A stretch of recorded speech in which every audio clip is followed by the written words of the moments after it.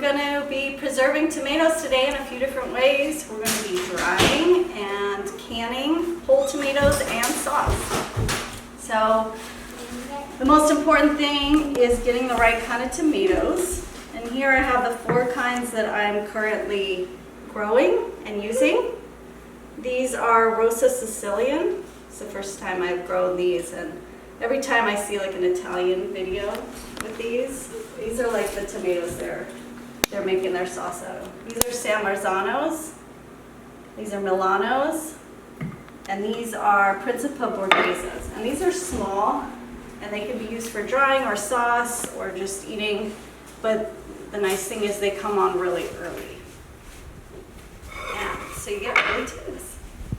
Okay, next we'll move on to drying.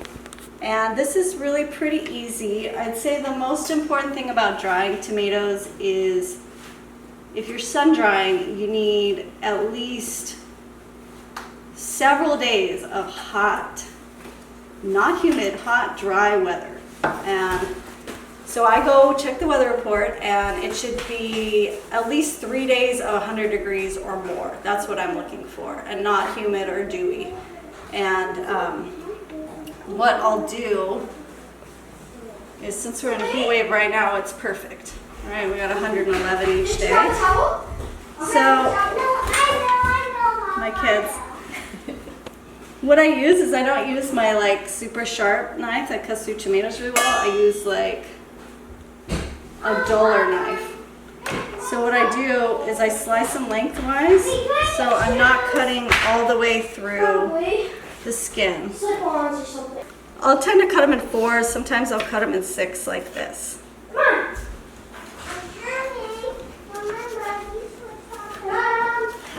And you really want a hot blast of heat on the first day too. So I know I'm going to put them out here before the hottest temperature of the day, and that's going to get them a nice blast. Otherwise you're going to get mold, and nobody wants that. So like if it's cooler, or if it cools down at night, or you put it out in the evening and let it sit in the cool air all night, it's going to get moldy. So you guys are welcome to, if you want to try slicing them here, and then we'll go outside and we'll take some out to the dryer.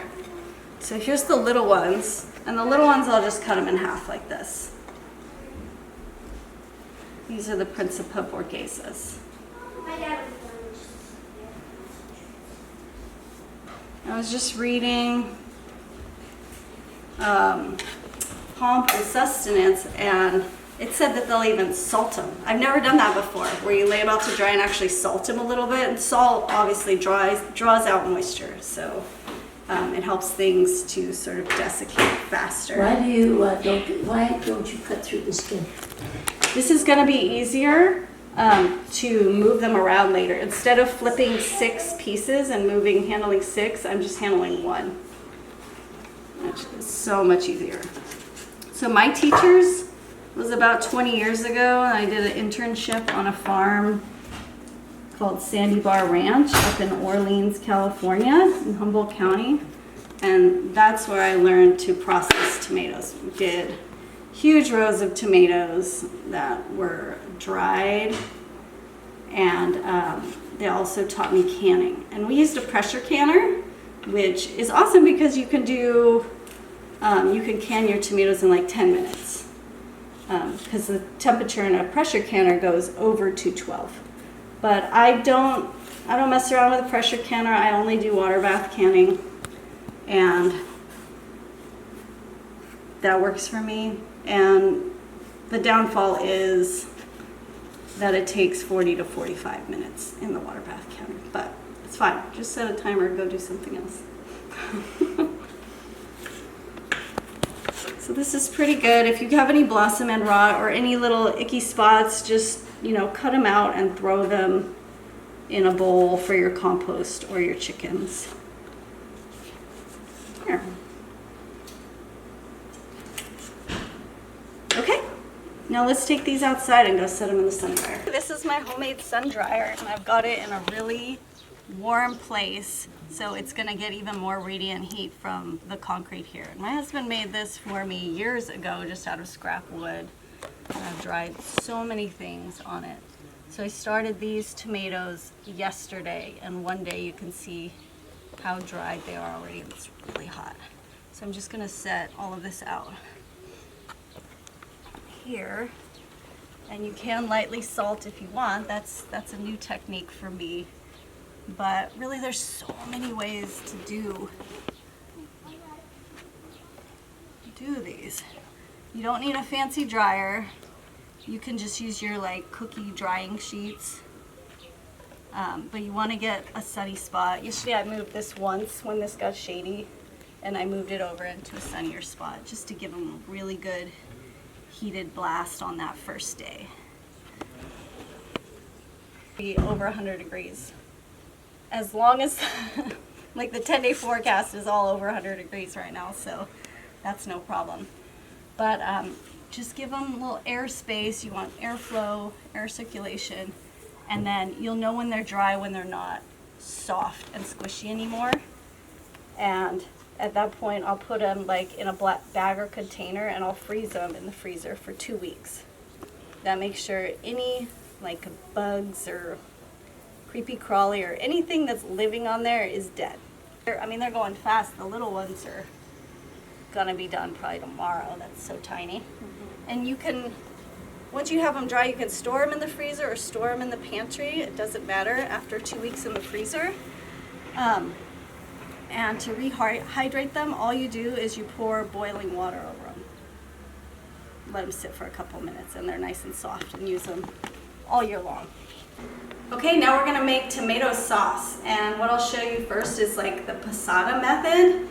And since part of our AC stopped working last night, I thought this was a perfect time to do a method that requires no heat to take a lot of the water out of the tomatoes. So what I have here is a pasta pot, so it has the strainer on it, right? And I've already prepped a bunch of these tomatoes. And I'll show you here what I've done. So now I'm going to take my sharp knife and slice them up into quarters or so. And I've already done this for 2 batches of tomatoes, just so we can keep moving here. And you're going to layer them from the bottom up. Make a nice thick layer like that with the cut side up. And then you take some salt. You don't want to over salt it because you don't want a super salty sauce. You're going to sprinkle a little sauce, and that's going to draw out moisture. Or you're going to sprinkle salt. That's going to draw out some moisture. And then what I did after I sprinkled each layer all the way up is I took a piece of parchment paper and squished it down with my hands, and then I weighted it just with this big old juice bottle full of water, whatever you got. So you can use colanders, strainers, anything you want. And this is going to take a lot of juice out. And you can do this the night before, and then just set it overnight. And then I started this morning, and look, there's like several cups, a couple cups of just water in here, which I'm going to discard. Because in order to make sauce, you need to extract water from tomatoes. Even though we're using paste varieties that are already low on water, you need to get more water out. So you can do that by blending them and just boiling the water out, which we're gonna do that too, like boil the remaining water out. But yeah, it's really hot, and one of my ACs is broken. So we already extracted a couple cups, and that's gonna give us a head start.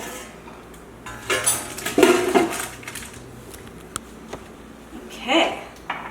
So as far as turning this into puree that has no skins and seeds in it, what I've been using for years is just this Foley hand mill that I got at the thrift store. And I would just put these in a bowl, blend them up with a hand blender, or you could use a food processor, blender, whatever you have, and then strain it through this. And then, you know, dump out all the seeds and skins. So I just got a new toy I'm really excited about. And I got to test it out this morning. It's awesome. So this is a sauce maker.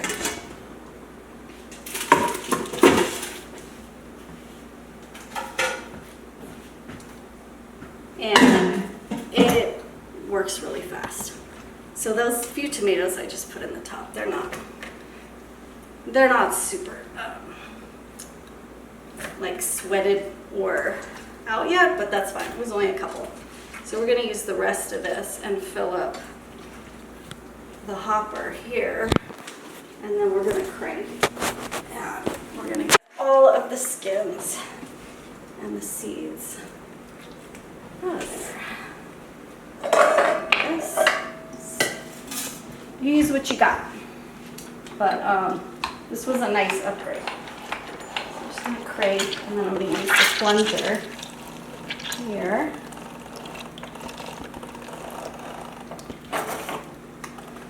Maybe all kinds of squelchy sounds. And then my kids asked me the other day, what does squelch mean? It's like, Put a damper on it. so fast. I love this machine. Yeah, I just tried it out this morning. And I was like, yes. What about it, the stuff coming out? Oh, that's actual. Yeah, so these, it actually separates out the skins and the seeds. And they say like you can run this through a second time if you really want to get every last bit out, but you just, you know, decide what's more important, your time or whatever tomato might be left in there. I'm gonna compost that. Sometimes I'll give bits to the chickens, but I'm gonna compost that. So we've extracted some of the water. We can get the rest of the sauce puree. We're gonna put it in a big heavy bottom pot. It's really important because sauce will burn. So heavy bottom is best. If it burns, you can just kind of take the top off and remove it and put it in a new pot and then scrub that pot. Don't scrape the bottom, don't scrape all the black burntness into it, but ideally you want something heavier. And this is cool, huh? Oh, fast. It's already pretty thick, you know? Yeah. And we're not making the thick dark pasta sauce. You can. You just need to boil it down longer, like on a super low simmer all day and overnight. But we're making like just a simple red, fresh tomato sauce. So these are my favorite books and references. This is the Essential for Everybody, the Ball Blue Book of Preserving. And it gives you all the safety, the methods, and tons of recipes. So this is basically the Bible for preserving. And then this is the other one I've had for 20 years and I love, the Busy Person's Guide. And she gives you all kinds of tips of like how to do things when you've got kids and housework and jobs and all of that. So you can do a bit here and a bit there.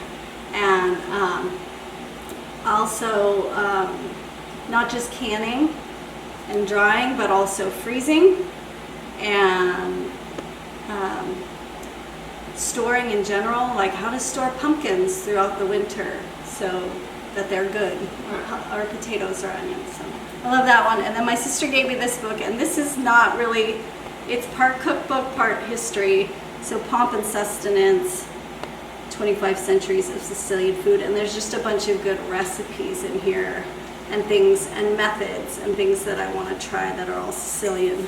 So here's my next one. I'm going to try like straw-to tomato extract, where you sit out in a 100+ degree day and like move tomato puree on a table until it becomes like clay-like extract. So anyway, that one has a bunch of good like Sicilian tomato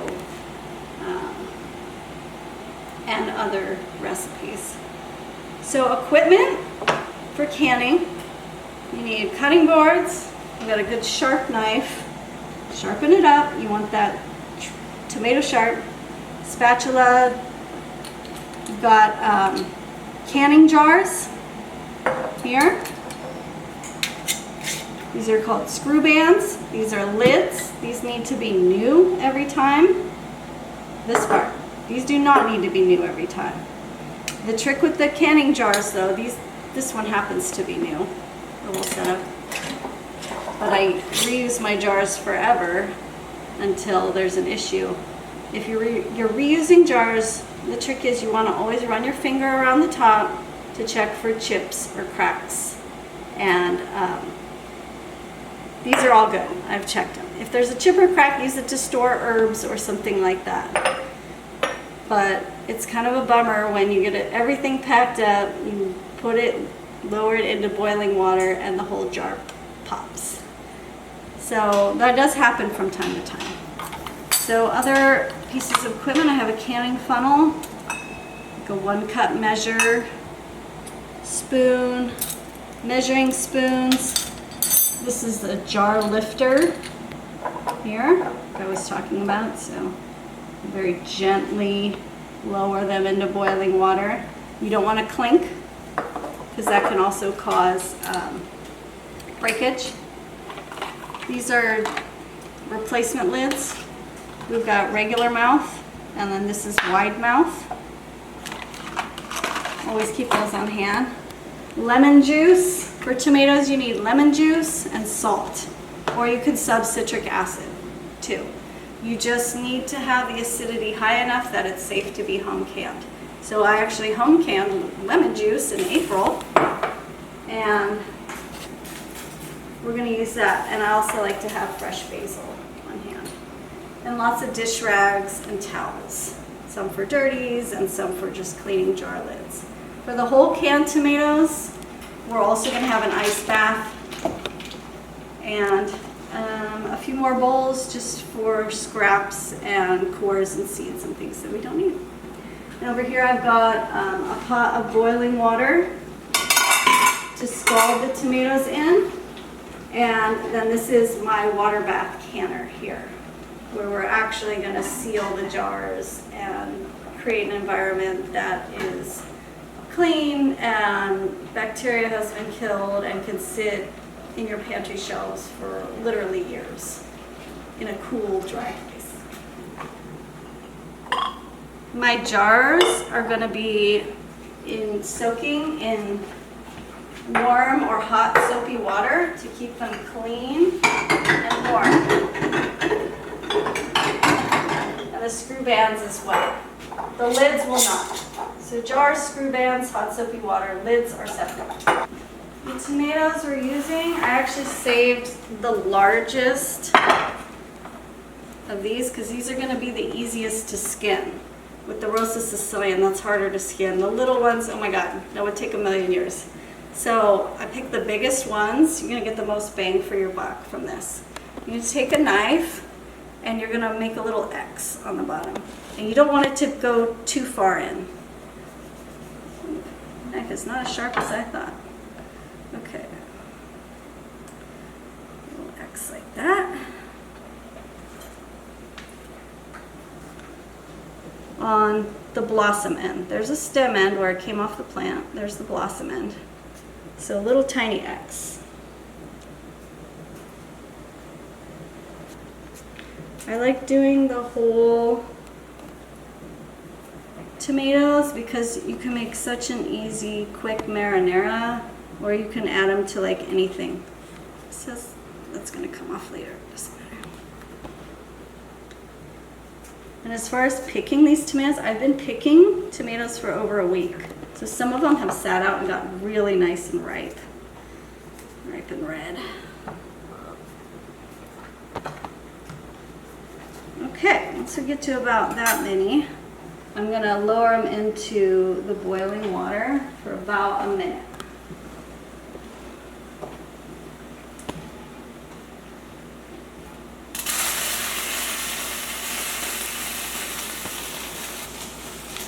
And you want good timing on this. If it's not enough time, the skins are gonna be hard to peel, and if it's too much time, the flesh is gonna start to cook, and then when you peel them, it starts to kind of fall away. Which isn't, I mean, that's not horrible, but not ideal. Okay, I see one, the skin is already coming off, so I'm gonna lift them out fairly quickly and add them to the ice water bath. Take the biggest one out last here. Okay. Cover that up so it doesn't steam. Too much. Okay, so you can already see like the skins are starting to come off. Peel the skin off. And then I'm going to cut the stem end off. Kind of want to cut the core out a little bit. Here, ooh, don't cut your hand. And then the last thing you do is going to kind of gently flatten the tomato. And the seeds are going to kind of come out too. I end up leaving some of the seeds in, but there's our finished. And I'll just start stacking them up in here. So my kids have finally gotten to the age where they love peeling the tomato skins. And I call them my tomato elves. So I'll peel a bunch. This can be rather time consuming, but then if you have a crew, it goes really fast.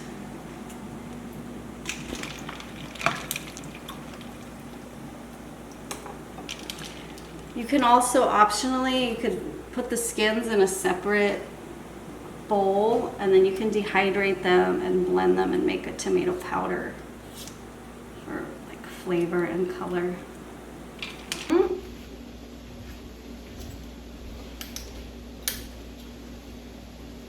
I think I can only fit 6 in the canner. A half teaspoon of salt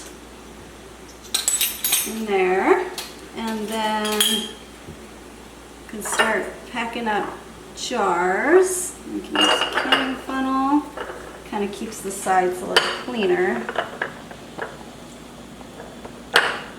And you want to keep out air bubbles. So once it gets to that, kind of squish it down. And I'm going to add some fresh basil because when you pull out a jar in winter, you've got tomatoes, you're going to have fresh basil in there now too. So you got to leave headspace, that's really important. So underneath the screw bands there. And I'm going to need to add a tablespoon of lemon juice as well. So I need a little bit of it. So let's go ahead and add some basil in on one of these. Just to start and start packing up jars. So very little airspace, and then always make sure to leave headspace so that when I squish them like that, it just makes a nice juice. And there's some more juice in here too if I need extra juice. These are pint jars. You can do quarts if you want. I like doing these in pints because I feel like it makes just a nice little pot of marinara. Really simple, like weekday recipe.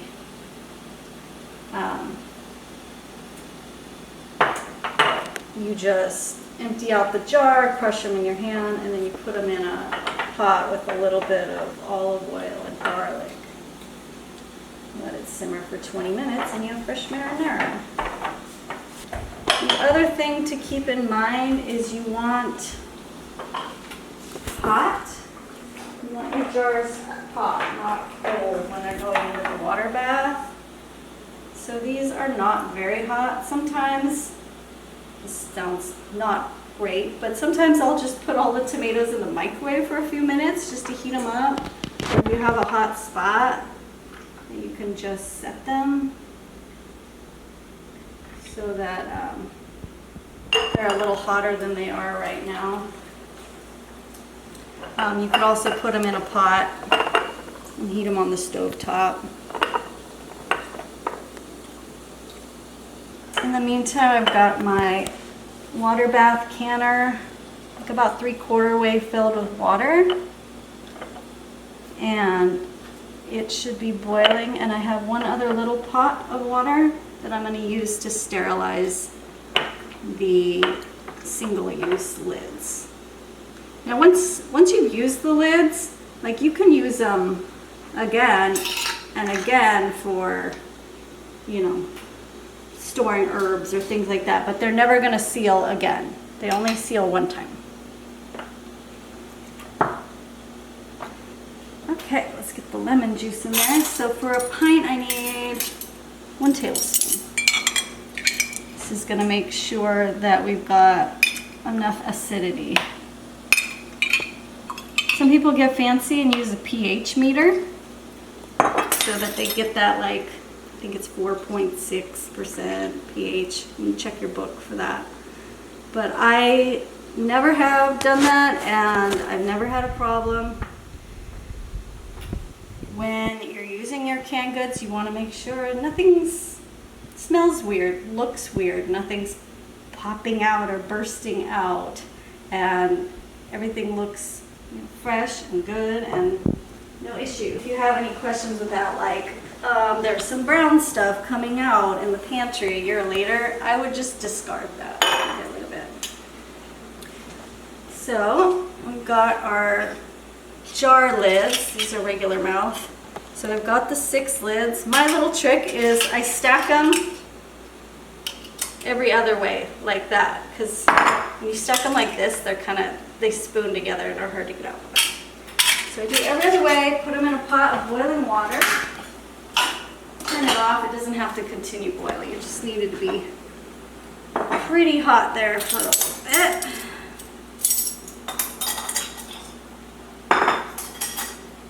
And we're going to get a rag.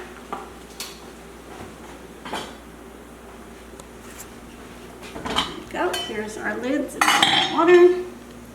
I'm going to dip the rag into the boiling water.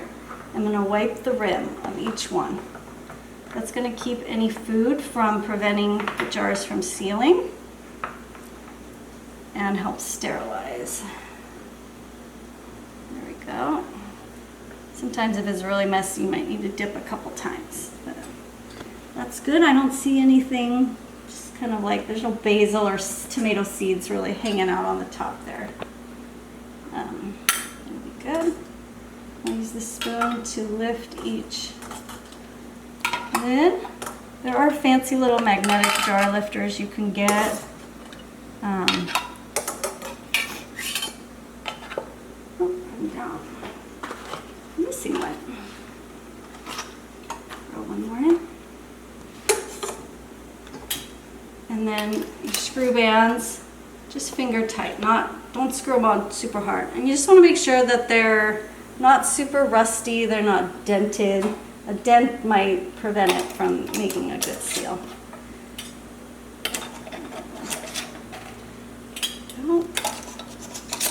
Bring these closer. If I have a lot of these I'm working with, oftentimes I'll set them next to the pot like that, just to keep warm until the first round is done, and then I'll add the second round. Okay, so I'm going to very gently lower these in. Hopefully nothing cracks. Sometimes when you reuse jars, you get a crack, and it's a bummer, but life goes on. And I'm also taking great care not to clink against other jars or the side of the pot, because clinks can turn into breaks really fast.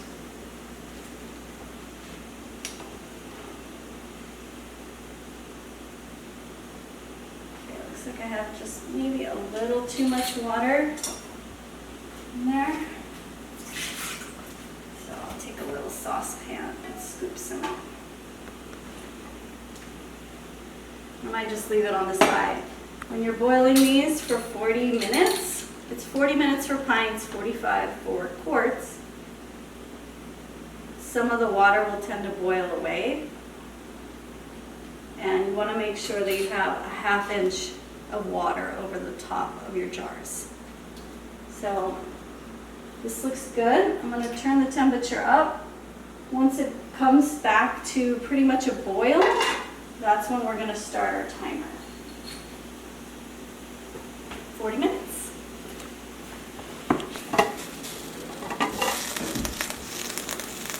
Okay, so we've got our jars at a rolling boil here, and they've been in for 40 minutes. So I'm just going to lift it up very gently. Take your time, no rush here.